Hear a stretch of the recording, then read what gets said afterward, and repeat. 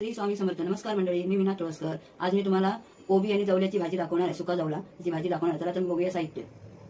हा बघा, कोबी आहे, कापून धुवून ठेवला आहे मी चांगला.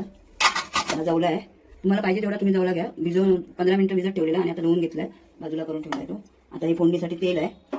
फोडणीसाठी कढीपत्ता, कांदा धुवून घेतले मध्यम आकाराचे. आलं लसणीची ठेचून थोडीशी पेस्ट हे घेतली आहे मी. थोडं दरदरीचं हे केलं, ठेचलंय. हे आमसूल पावडर आहे. हे कांदे आहे, टमाटा आहे, 2 आहेत मध्यम आकाराचे, बारीक करून घेतले. हळद, ही हळद आहे. मालवणी मसाला आणि मीठ चवीपुरते. तोपर्यंत तेल टाकून घेते. त्यात कढीपत्ता घालते. कढीपत्ता थोडा बारीक करूनच घालते मी नेहमी. त्याच्यानंतर आलं लसूणची पेस्ट पण घालून घेते. आलं लसूणची एकदम बारीक नाही केली, थोडं आपण जाड करत ठेवलं, शेकून घेतली आहे मी. आता कांदा टाकते. कांदा टाकून घेते. त्याच्यात थोडा फास्ट केलेला, आता बारीक करते आणि मालवणी मसाला घालते. तुम्ही लाल मिरची पावडर पण घालू शकता. मी मालवणी मसाला घालते, हा पण चांगला लागतो म्हणून मी घालते. तुम्ही नुसती पावडर घातली तरी चालेल मिरचीची. आणि आता आपण परतून घेऊया. आता हे परतून झालं आहे चांगलं. आपण याच्यामध्ये टॅमॅटो टाकूया. त्यानंतर हळद टाकून घेऊया अर्धा चमचा. ढवळून घेऊया. आता मी 2 चमचे याच्यामध्ये तेल टाकलं, थोडं कमी वाटतं मला तेल म्हणून. आपल्याला जेवढं लागतं तेवढं आपण घालायचं. आता मीठ घालून घेते, म्हणजे आपल्या चवीप्रमाणे मीठ घालून घ्यायचं.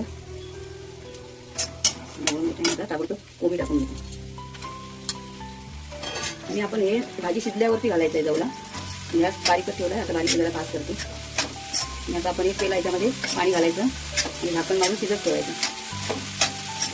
आता हे जवळून झालं आहे पूर्ण. आता एक पेला पाणी घालते. हा एक पेला घेतला आणि पाणी घालते, शिजायला पाहिजे ना. आणि शिजल्यानंतर मग याच्यामध्ये आणि थोडंसं घालते. शिजल्यानंतर आपण जवला घालायचा याच्यामध्ये. आता झाकणी मारून मी ठेवणार आहे 15-20 मिनिटं तरी भाजी शिजायला लागणार आहे. तर झाली भाजी काय बघूया आपण झाकून घालून. आणि आता एकदा दोनदा मी ढवळलं आहे झाकून वगैरे, शिजली आहे भाजी. आता याच्यामध्ये आपण कोवळं घालून घेऊया. आता आपण याच्यामध्ये जवला घालून घेऊया.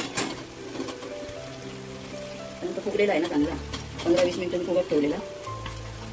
ढवळून घेते आणि ताबडतोब आमसूल पावडर टाकून घेऊया. आता ढवळून घेतो. तर गॅस बारीक करून थोडं झाकणे मारून ठेवते. थोडा जवला पण शिजला पाहिजे ना त्याच्यामध्ये. आता बघूया आपण करून 2 मिनिटासाठी झाकणे मारलेली आणि जरा फास्ट केलेला गॅस मी स्लो केला आहे.